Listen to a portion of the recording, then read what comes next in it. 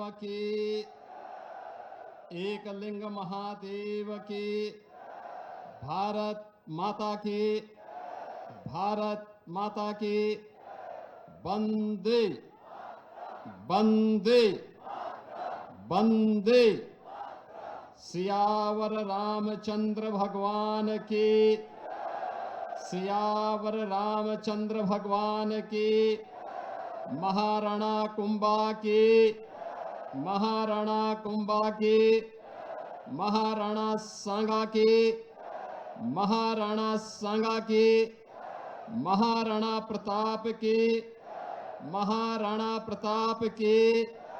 महारानी पद्मिनी की, महारानी पद्मिनी की। नमः पार्वती पतिये हर हर।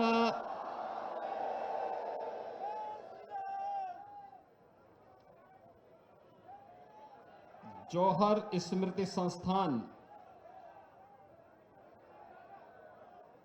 के तत्वाधान में आयोजित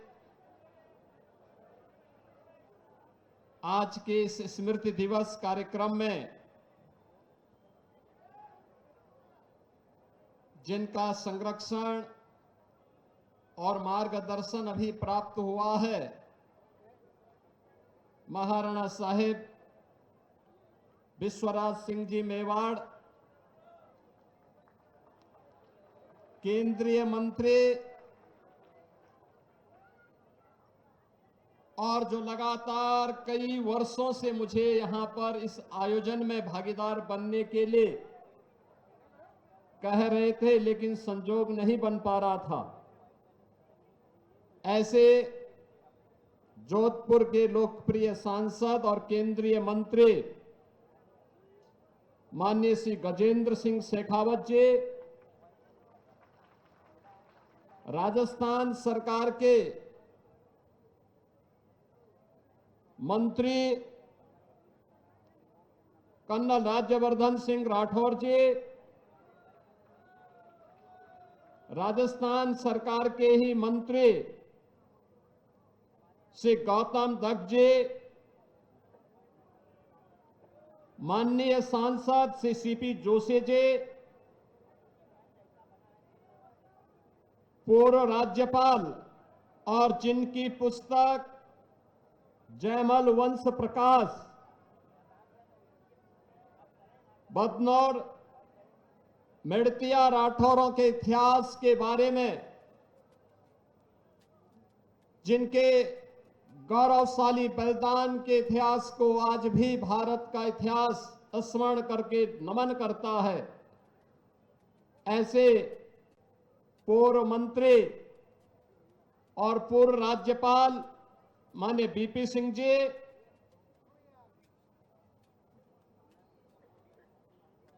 चित्तौड़गढ़ के लोकप्रिय विधायक श्री चंद्रभान सिंह आक्या जी,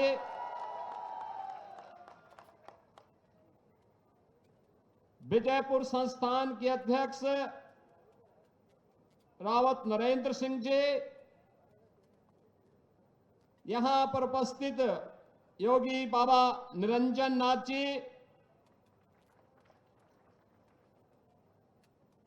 अध्यक्ष मेवाड़ क्षत्रिय महासभा श्री अशोक सिंह मेहतावाला जी, महामंत्री जौहर स्मृति संस्थान श्री तेजपाल सिंह सक्तावत जी, पूर्व मंत्री और लोकप्रिय विधायक श्री चंद कृपलानी जी, माननीय विधायक नीमच श्री दिलीप सिंह परिहार जी, माननीय विधायक सिताना मारवाड़ श्री हमीर सिंह जी, माननीय विधायक मसूदा श्री वीरेंद्र सिंह जी, माननीय विधायक अर्जुन जी, सम्मानित मंच, पूज्य संतजन, आज के इस समारोह में उपस्थित हमारे सभी माताएं, बहनें, नौजवान साथियों और स्मृति संस्थान के श्रद्धांजलि समारोह में उपस्थित राजस्थान और आसपास के सभी क्षेत्रों से उपस्थित बहनों और भाइयों, आज मुझे यहां पर प्रातःकालीन सत्र में इस वीर भूमि को नमन करने महारानी पद्मावती के जौहर स्थल को नमन करने और माता कालिका के मंदिर में दर्शन करने का सौभाग्य प्राप्त हुआ है। बहनों और भाइयों, मैंने जब यहां की इस धरा को नमन किया और इस समारोह के बारे में, यहां के कार्यक्रमों के बारे में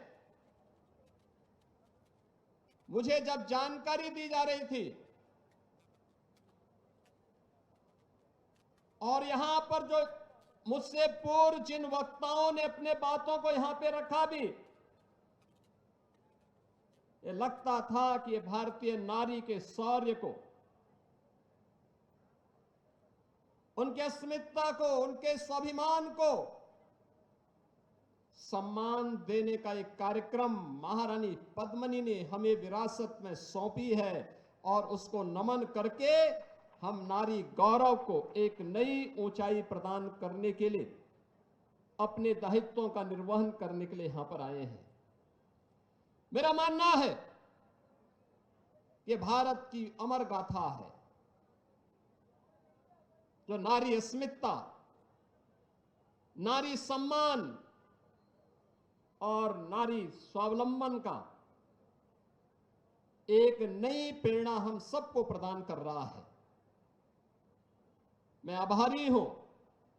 अभी यहां पर महाराणा साहब ने जो बात यहां पर कही है, और मैं सही बता रहा हूं, हम लोग आज उत्तर प्रदेश में अगर कुछ कर पा रहे हैं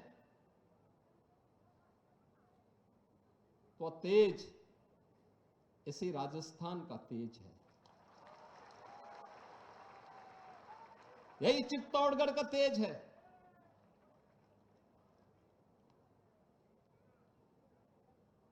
आज उत्तर प्रदेश में जो परिवर्तन दिखता है वह प्रधानमंत्री मोदी जी के मार्गदर्शन में, उसके पीछे राजस्थान की इस वीर भूमि का भी योगदान है, क्योंकि मेरे पूज्य दादा गुरु इसी भूमि से गोरखपुर गए थे।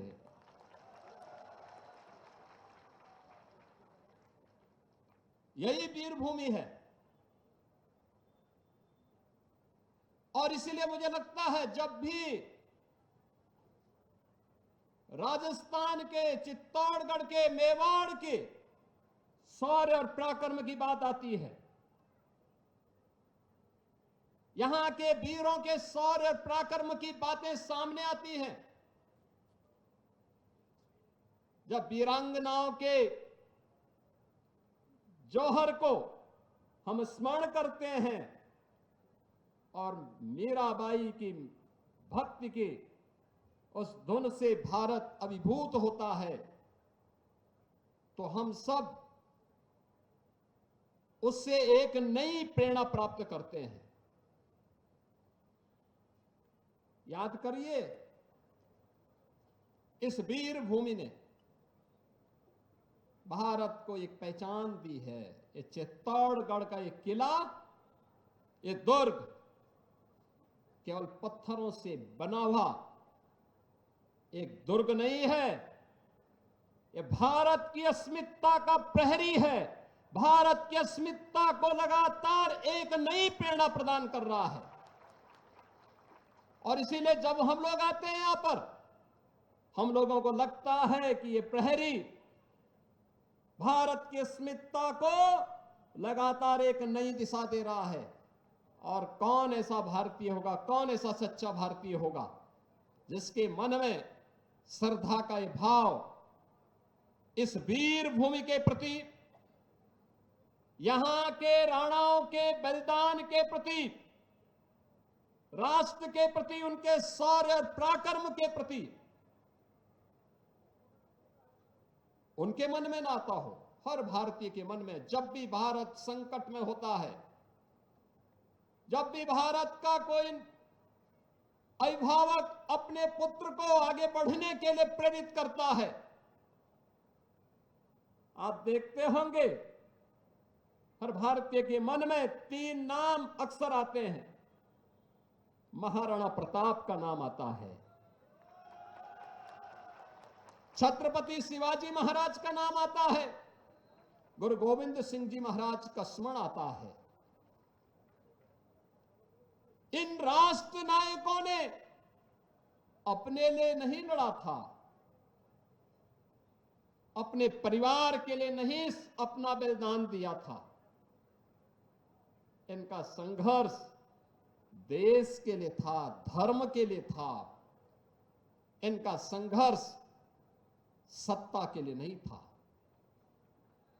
ये सत्ता का संघर्ष नहीं था, साम्राज्य का संकट का भी कोई संघर्ष नहीं था। ये धर्म और अस्मिता का संकट था, भारत की अस्मिता का संकट था, भारत की स्वाधीनता का संघर्ष था। और उस संघर्ष के लिए उन्होंने उस हर चुनौती का सामना किया, चट्टान की तरह उसके सामने खड़े हुए और उसका मुकाबला करके उसको नेस्तनाबूद करने का काम भी किया। और यही कारण है कि हर भारतीय गौरव के साथ कहीं भी आप जाएंगे, भारत के अंदर उत्तर दक्षिण पूरब पश्चिम सर्वत्र महाराणा प्रताप के बारे में हर व्यक्ति के मन में श्रद्धा का भाव है। दुनिया के अंदर आप जाएंगे, दुनिया के अंदर महाराणा प्रताप के बारे में, महाराणा सांगा के बारे में, महारानी पद्मिनी के बारे में, महाराणा कुंभा के बारे में और बप्पा रावल से प्रारंभ हुई इस परंपरा के बारे में हर भारतीय